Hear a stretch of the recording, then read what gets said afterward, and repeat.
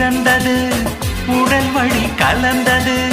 தலை முதல் கால் வரை சிலித்திடத்தான்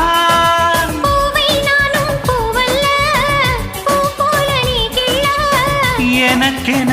இருப்பது எதற்கதை மறைப்பது மழைக்கால மேகம் ஒன்று மடி ஊஞ்சல் ஆடியது இதற்காகத்தானே அன்று ஒரு ஜீவன் வாடியது